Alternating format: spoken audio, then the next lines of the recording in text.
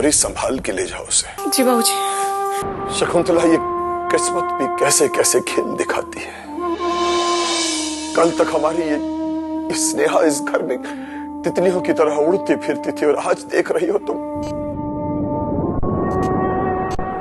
बिना सहारे के चल भी नहीं पा रही। वो पैसे मैंने अपनी सहेली को नहीं दिए थे,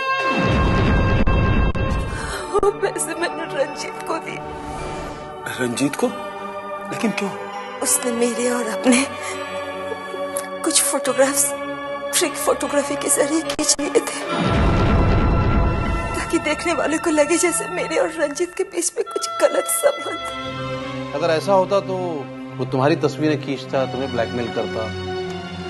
The only point which disturbs me is कि तुम्हारी और रंजीत की दोस्ती और दुश्मनी के बीच सुमन की गुंजाइश कैसे निकल आई? मतलब सुमन कैसे फंस गई?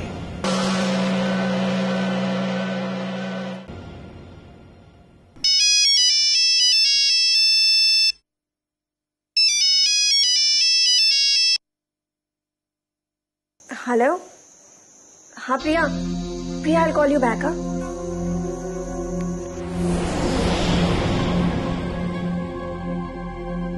महेश अंकल, ये एक रेस्टोरेंट का बिल है। वो एक दिन मैं और रंजीत रेस्टोरेंट गए थे तो उसने कार्ड से पेमेंट की थी। इसमें उसके सिग्नेचर भी है। हो सकता है ये आपके कुछ काम आ जाए। हाँ बेटा, हो सकता है ये बिल रंजीत की असलियत जानने में मेरी मदद कर सके।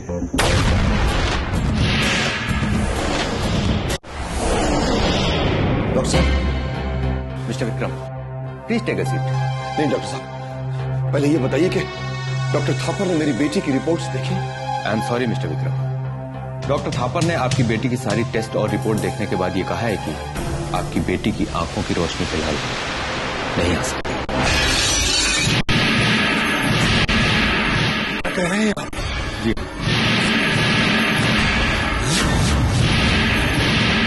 उन्होंने बताया है कि आपकी बेटी की ऑप्टिकल नर्व इतनी बुरी तरह से डैमेज हो चुकी है कि उसका रिपेयर होना लगभग नामुमकिन है। देखिए, मेरी बेटी जिंदगी भर नहीं देख पाएगी। सॉरी मिस्टर, अब हम इसकी कोशिश नहीं कर सकते।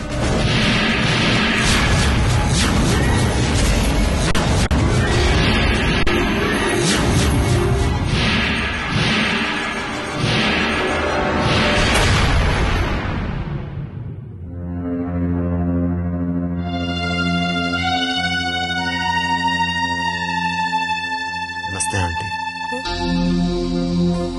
आकाश बेटा, बैठो ना।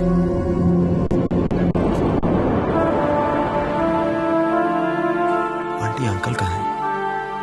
वो डॉक्टर मेहरा ने बुलाया था, उनसे मिलने गए। और स्नेहा? अपने कमरे में है। आंटी, मैं स्नेहा से मिलना चाहता था। मिल लो।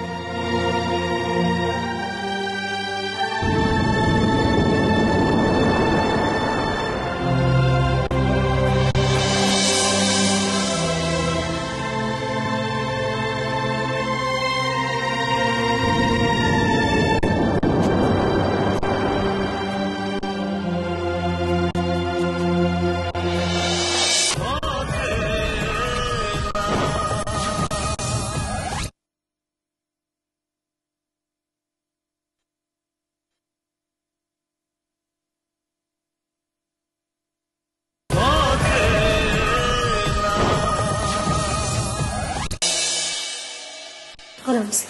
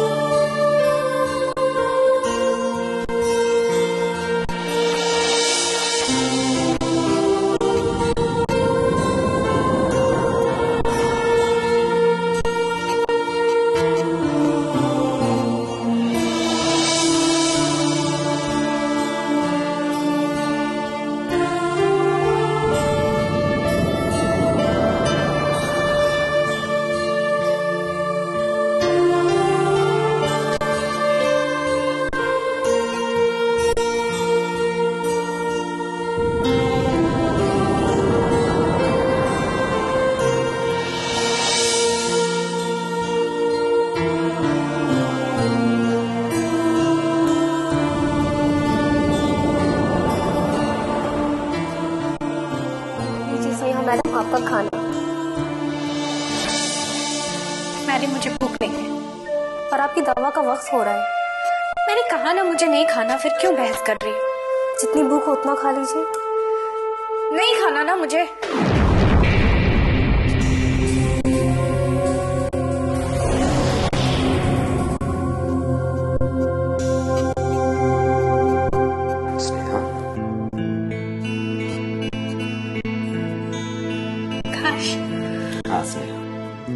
मुझे तो ये लगा था कि तुम मेरे आने से खुश हो, पर तुम तो यहाँ बहुत गुस्से में हो। नहीं आकाश, वो तो मैरी मुझसे बहस कर रही थी ना, इसलिए। और तुम तो जानते हो कि मैं नहीं देख सकती कि तुम आए हो। वो तो मैं जानता हूँ, पर मैं तो ये सोचता था कि मुझे देखने के लिए तुम्हें आंखों की नहीं, दिल की जरूरत हो, क्योंकि मैं तुम्हारे दिल में रहता हूँ। और मेरे आने की खबर तुम्हें दिल पहले से दे देगा। अच्छा बाबा, गलती हो गई, माफ नहीं करोगे? माफ तो मैं कर दूंगा, पर एक शर्त। कैसी शर्त? कि तुम्हें मेरे हाथ से खाना खाना होगा।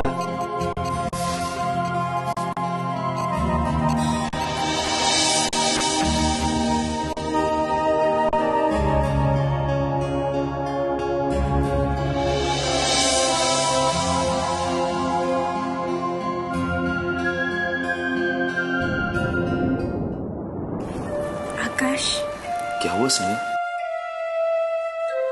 आकाश, अब तो पता नहीं मैं कभी देख भी पाऊंगी या नहीं, तो क्या तुम हमेशा मुझे इसी तरह खाना खिलाते रहोगे? हाँ स्नेहा। और क्या हमेशा इसी तरह मुझे प्यार करते रहोगे? हाँ स्नेहा, मैं तुम्हें ऐसे ही जिंदगी भर प्यार करता रहूंगा। अच्छा, खाना खिलाओ, भूख लगी है। ये हुई ना अच्छे बच्चों वाली बात।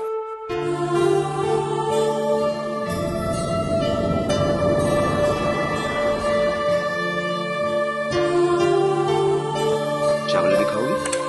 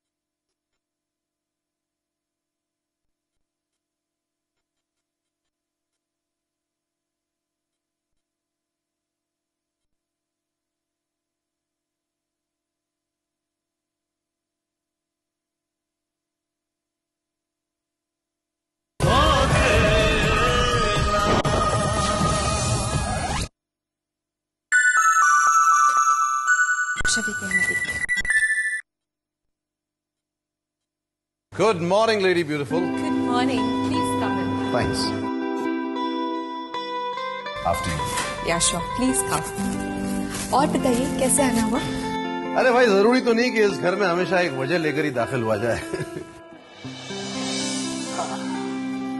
दरअसल एक क्लाइंट के साथ मेरी मीटिंग थी, but unfortunately things couldn't work out, तो मैंने सोचा कि चलिए यहाँ इस घर पर हाजिरी दी जाए। रफीक मियाँ, साहब के लिए गर्मा गर्म चाय लेकर आइए। जी बेहतर है। हाँ, चाय, ये वजह हो सकती है यहाँ आने की। आपकी जुगान से बात हुई? जी, उनसे तो बात अक्सर होती ही रहती है। तब तो उन्होंने ये भी बताया होगा कि वो कब यहाँ लौट रहे हैं?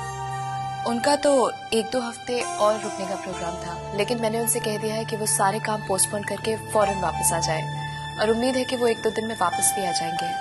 अच्छा, तो क्या आपने उसे स्नेहा के एक्सीडेंट के बारे में बता दिया? नहीं, मैंने उन्हें कुछ नहीं बताया। मुझे लगा कि उन्हें स्नेहा के एक्सीडेंट के बारे में सुनकर बहुत तकलीफ होगी। वेल, मेरा ये ख्याल है अवंतिका जी कि आपको उन्हें इस बारे में बता देना चाहिए था, क्योंकि फाइनली यहाँ पहुंचकर तो उन्हें पता चल ही जाएगा। You know what I mean is, he may feel himself missed out कि इतना बड़ा हादसा हो गया और उसे किसी ने कुछ नहीं बताया। आप सही कह रहे हैं मिस्टर महेश, लेकिन युगांक वहाँ अकेला है और इतना बड़ा सदमा उसे वहाँ अकेले ही बर्दाश्त करना होगा, जबकि हम सब यहाँ पर हैं। इससे मुझे लगा कि अगर हम लोग उनका गम नहीं बांट सकते तो कम से कम शरीक तो हो सकेंगे अगर वो यहाँ रहेंगे। इन अ वे आपका सोचना भी ठीक ही है। तो फिर मैंने यही सोचकर उससे कुछ नहीं बताया है, और जब वो यहाँ आ जाएगा तो मैं उसे सब कुछ बता दूंगी।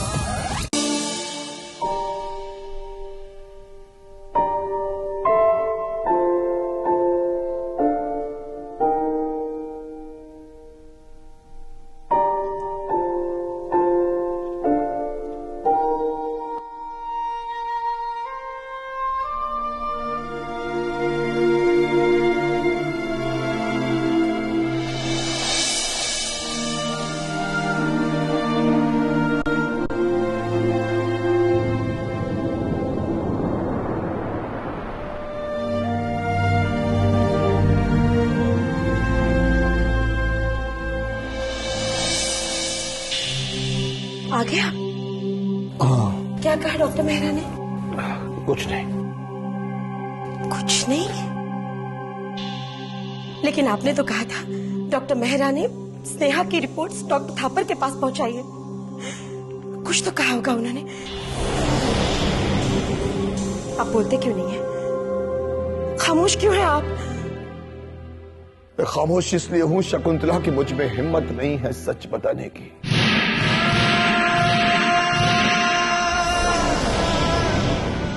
मैं खामोश इसलिए हूं शकुंतला कि मुझे में हिम्मत नहीं है कि अपनी बेटी को जाकर कहूं कि उसकी जिंदगी में फिर कभी रोशनी नहीं आएगी।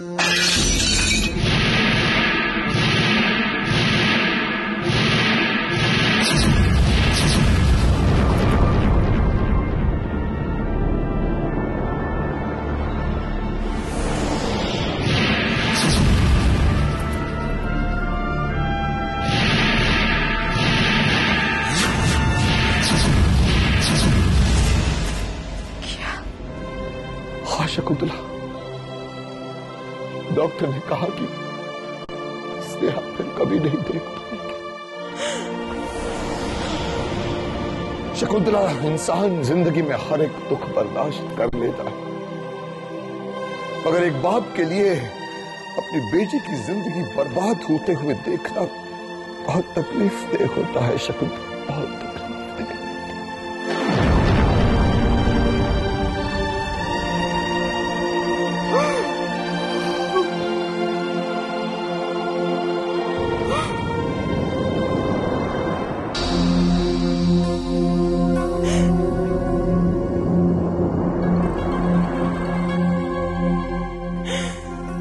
लेकिन इस तकलीफ से तो हमें गुजरना ही होगा, क्योंकि स्नेहा को हमारी तकलीफ के बारे में नहीं पता चलना चाहिए। अगर उसे पता चल गया ना तो वो अपनी जिंदगी से मायूस हो जाएगी और उसे ऐसे लगने लगेगा जैसे वो हम पर बोझ बनी हुई है। नहीं शकुंतला, हम उसे कभी बोझ नहीं बनने देंगे। हम उसे वही सुख देंगे जिसकी वो हकदार है। देखना शकुंतला, ये डॉक्टर भले ही कुछ कहे, मैं दुनिया भर के डॉक्टर खड़े कर दूंगा और उसकी रोशनी को वापस लाकर रहूंगा मैं। और जब तक ऐसा नहीं होगा ना शकुंतला, मेरी जिंदगी गम के अंधेरों में डूबी रहेगी, चुप रहेगी।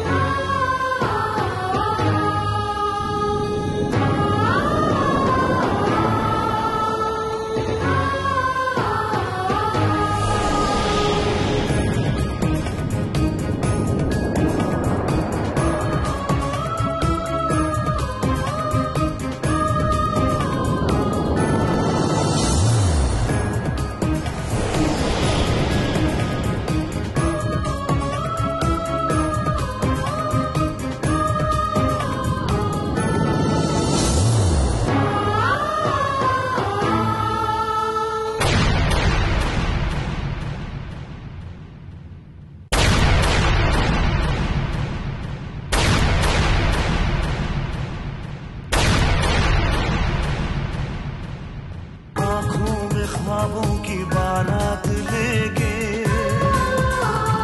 होठों पे गीतों की सौगात लेके, दिल में मोहब्बत के जज्बात लेके आया था कितनी खुशी साथ ले।